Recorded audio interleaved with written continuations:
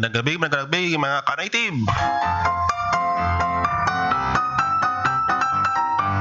We are broadcasting live dito po sa may second floor R&D Building, Barangay Road, CPU, Haru, Iloilo City, Philippines.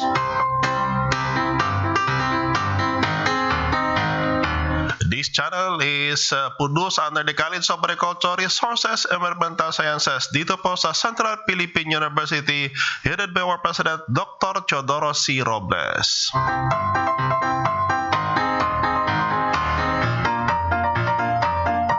This is our host, Dr. Jaime C. Caballes Jr. na mabati po sa inyo ng magandang gabi kung saan na kayong bahagi ng Pilipinas o di kaya magandang araw po sa ating mga FW that is tuning in right now dito po sa The Philippine Native Chicken Channel.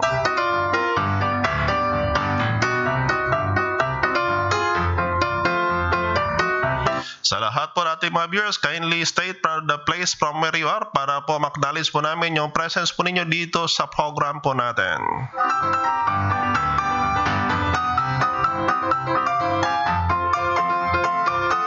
We are seeking for the apology because we did not have the live streaming kahapon because of the technical difficulties po dito po sa aming station in the Central Philippine University.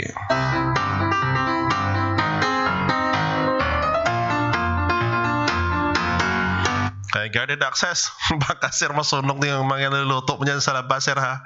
Siguro sir yung niluluto mo hindi masira sir.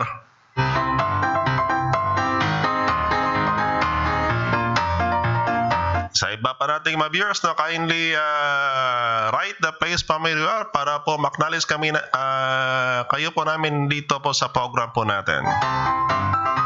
Ngayong gabi, without much further ado, because of the limited time that we have, around 30 minutes, and then para sa kagadagang informasyon, you can follow us in the Philippine Native Chicken Channel, doon po sa may Facebook page po namin para for the longer discussion about the topic that we will be presenting tonight.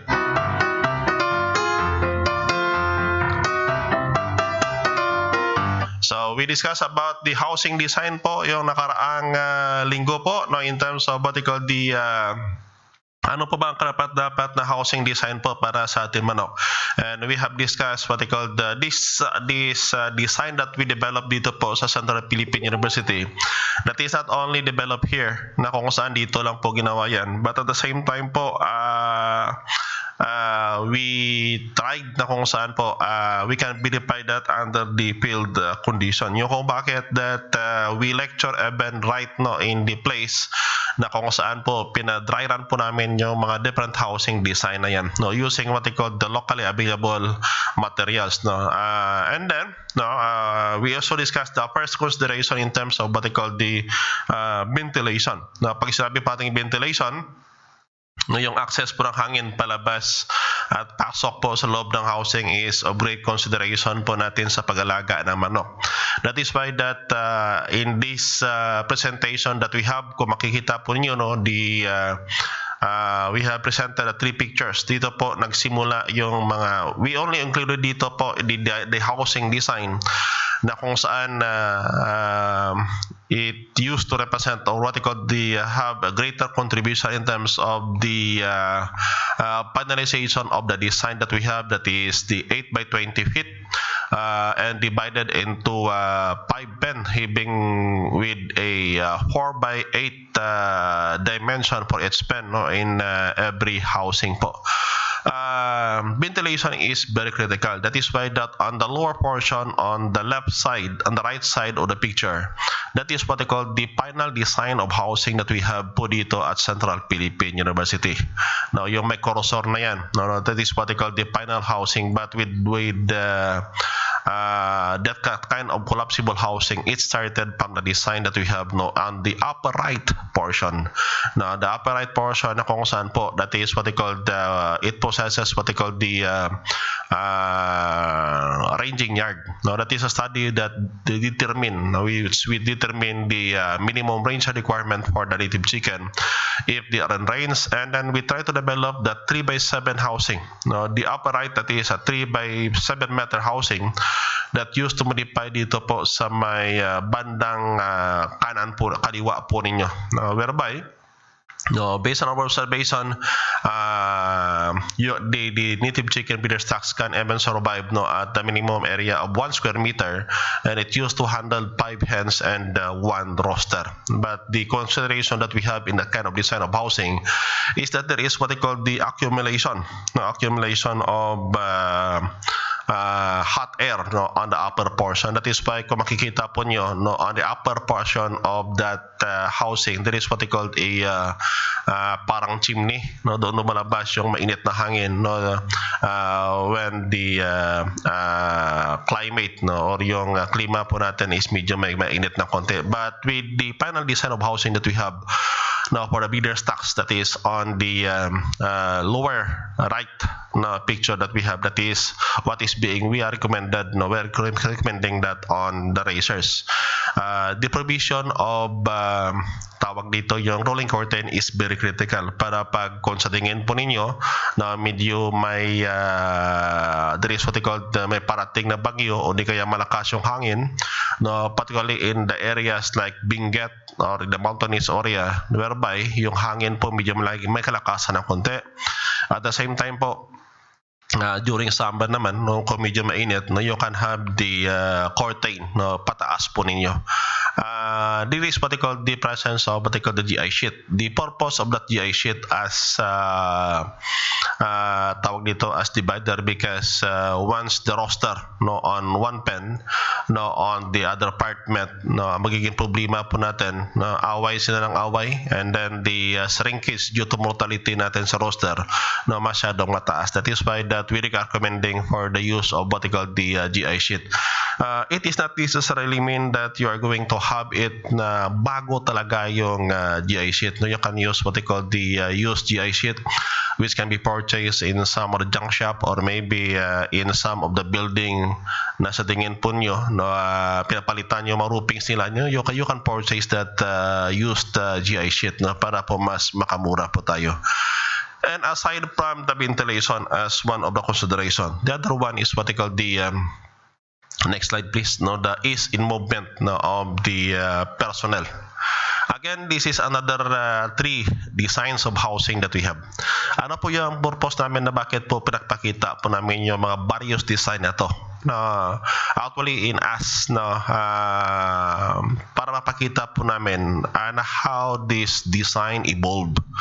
And at the same time po to reinforce what we are talking here, because yan kasi ang pinakamahirap no, unlike na pag makita po kayo na mga pictures na gano'n, at least you can already have the idea of what you're going to do no, pag uwi nyo dito sa Pilipinas. So baka naman dyan kayo sa labas ng bansa na sa tingin po ninyo no, pag uwi nyo for good no, you can do something no, ito kasi ang pinakamahal na bahagi ng pagmamanukan, lalo na pag you are raising that in commercial scale. But we'll continue. We'd like to acknowledge po si Joe Abril no, watching here in Saudi Arabia from Tapas Capiz. No, what are the necessary documents needed from the government for raising commercial native chicken, if there's any? Thank you and God bless. Actually, Sir Joe, when you're raising native chicken po, as long as gaano po ba sir karami ang manok na gusto po yung halagaan sir? Because there is what they call the tawag dito yung requirement po. If the number does not for example less than 5,000 no, less than 10,000 for the commercial farm na kung saan po using what they call the broiler, you are required only to prepare for the certificate of non-compliance. However, based on experience that we have in Leon Farm, we used to raise 1,250 breeder stocks. Wala namang problema sir, as long na hindi nangangamoy yan at walang problema sa langaw sir, walang kailangan na mga document. But kung problema po ang dulot is langaw at saka yung maamoy yung lugar sir, doon ka na sir, baka habulin po kayo ng local government unit. But if the project po hindi sa malangaw at walang amoy po, walang problema yan. That is what we experience in Leon Farm. Actually, the Leon Farm that we have, that project area is located within the perimeter of the tawag dito ng barangay within the municipal proper po. Doon kasi sa munisipyo mismo, within the municipal proper po, that is about siguro about mga 2 kilometers away from the municipal hall that our project is situated. That is why we are now migrating. Now, given the experiences that we have in Leon, and the technology that we developed, that we are assuring for the flygless and odor-free native chicken project, we are now migrating from Leon Farm to Saraga Farm, the farm, the experimental farm of the Central Philippine University that is located in Tuburan, Sulbud, Saraga, Iloilo. So sir, Sergio, basta walang problema sa amoy at saka sa langaw, walang problema sir. Even if you're going to raise, actually the population that we have then, the inventory from 2016, I think 2016, 2017, and 2018, halos yung population namin in that area is about 10,000 chicken per month. Overall inventory yan, sir. That's how big is the farm, Leon Farm, because the target really of that operation is really to prove ano ba talaga mga problema, constraints behind in raising native chicken in commercial scale. Mahirap kasi, sir, na walang experience or di mo talaga ginagawa that you're doing research by the 100. Iba ang dating, sir, if we are raising the number by the thousands, because you can appreciate really what are the common problems that likely to occur when raisers would like to venture in that kind of number. So meaning, sir, if you are going to raise that in Tapas, Capi, sir, walang problema, sir. Kahit na medyo malapit lang doon sa may munisipyo, ang problema mo lang, sir, kung masyadong malapit kasi sa populated area kasi, and then you are not going to vaccinate your flock, magiging problema mo yan, sir, is the sakit. And then kay Sir Jong Garcia also watching from Santo Niño, Cagayan Valley. Now, thank you, sir, for following us. To some of our viewers, kindly state the place from where you are para po maknalis po namin kayo.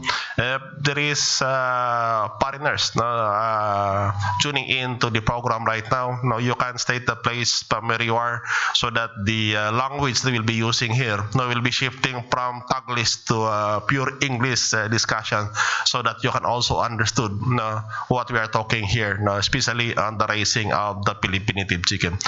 The technology that we develop here at Central Philippine University is also can be adapted in some other countries with climatic conditions similar to the Philippines. So don't worry, the technology that we have, except that if you're going to use that in temperate countries, it would be difficult for you to adopt this kind of technology. But if your place is really on the tropical countries, same as in the Philippines, you can copy or you can follow some of the technologies that we are presenting in this program. We are broadcasting actually from Monday to Friday, 7:30 to 8, and then right after the program that we have here at the YouTube, now we're shifting our platform to the Facebook Live. You can search for the Philippine native chicken, having that kind of logo under this one, so that you can follow the discussion that we have on the Philippine native chicken. Now, back to what they call the presentation that we have in terms of the ease of movement. This is very critical for you to have this kind of project. Masyado kasi nagiging problema dito is that lalo na pag you have the option kasi if you're going to raise it on the parents condition, or what they call the semi-confined condition, and then the confined condition. The picture on the right portion below, that is the first housing that we have in Leon, Iloilo. That is a 4x8 housing design that is made of locally available materials. And there is what they call the provision of the ranging yard. Actually, that 4x8 housing that is divided into two pen. The division can be is located on the center, meaning that the other half of it is situated on the right portion of ranging yard, and the other half is situated on the left portion. If you are facing the picture, Now, the ranging yard that we provided then is that is a 5 meters by 17 meters ranging yard, and the number of chicken that is being raised no in this ranging yard is about 7 hens and 1 rooster. Same also on the other half. No, ibig sabihin po sa kabila niyan na same number, meaning that with that 4 by 8 housing no under the semi-confined condition with the provision of ranging yard, that 4 by 8 housing is holding 14 hens and 2 roosters. Now that's how the number is being raised in that area, meaning that iba talaga if you're going to adopt the conventional way of raising native chicken na kung saan with that number siguro malaki-laki na yung housing, but for us no, because that the purpose is really to have the breeder lay the eggs and then kinukuha po namin itlog araw-araw para for what I call the artificial incubation. Now, ang nagiging problema with that kind of housing, unahin mo natin yung problema is that if that could be adapted. Tingnan nyo palagi yung in between na kasi sa gitna niyan, that is we are using what they call the pens pala no, yung tawag dito is yung coral niya. We are using what they call the aquanet. We are not using what they call the a-net. Kung makikita po nyo dito po sa may bandang kaliwa po ninyo, yung itim na screen na yan, that is what they call the aquanet, inet pala. Mabilis kasi yan mapunit if they are going to use it as a penses. Na pro pakural pero pag ginamit po niyo is yung aquanet po, that is a green twine na kung saan po yan ang ginagamit namin as pangkural. Having the whole, yung butas po niyan is about 1.5 inches yung butas ng na tawag dito yung coral na yan. And then kagandahan yan is that the height of it is about 10 feet. If your area no is marami yung ahas, tanda po ninyo yung ahas na gumagapang, hindi yung ahas na lumalakad. Kasi pag lumalakad, wala tayong magawa. Pero pag yung ahas po is gumagapang po, and then there is what they call the presence also even of the reptiles no, mabilis silang makontrol no using that kind of net no than using the other form of fences no. Pag ganyo kasi makahoy dyan o kawayan, the maintenance that you have no perte sobrang mahal. The in between of that is that if you're going to raise native chicken, tanda po natin palagi no, the critical kasi doon is yung mga lalaki niya. If the same po no, the same yung the same yung tawag dito lahi nila, for example Hulu or the family of the Prowakan, Hulu, Basilan and Egon or Huluano, no, do not use it on that same housing. Bakit po? Because these are the type of roosters na kung saan po in terms of cockfighting po, the stamina that they have no, sa pag-away po medyo matagal ng konti.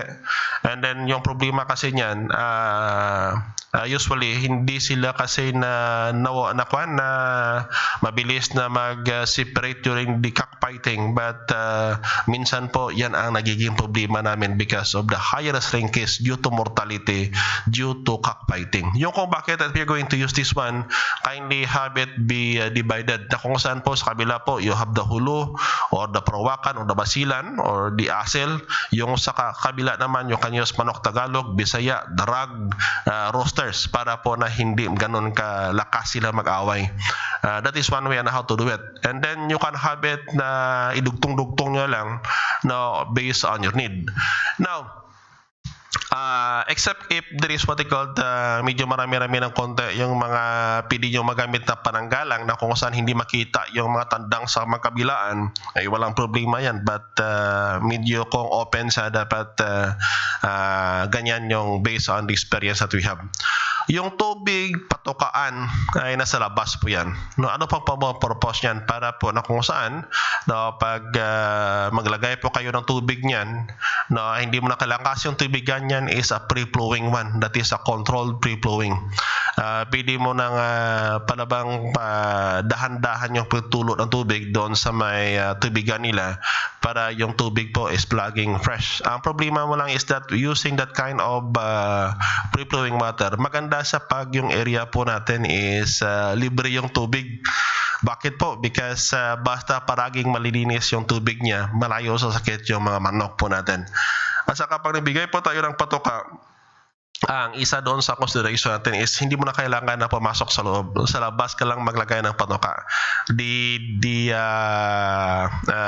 distance between slots na kung makikita mo po ninyo dyan sa patokaan niya, that is about mga 1.5 to 2 inches po yung distance niya. Enough for the head of the native chicken to go para pamatuka dyan sa mapatukaan po nila. Ganon po ang sitwasyon. And we are using that only that is why that based on the latest design that we have, the 4x8 na yan, and diyan kasi nagsimula yan. We tried the various dimension, but that 4x8 is effective. Yung kung bakit that we are recommending that one. Now sa yung kasi ang gala po nyo, pag movement nyo po is hindi kayo mahirapan. Baka matanong kayo kung ilang pugad po sa loob. Nag-iisa lang yung pugad sa loob because we are collecting the egg on the daily basis.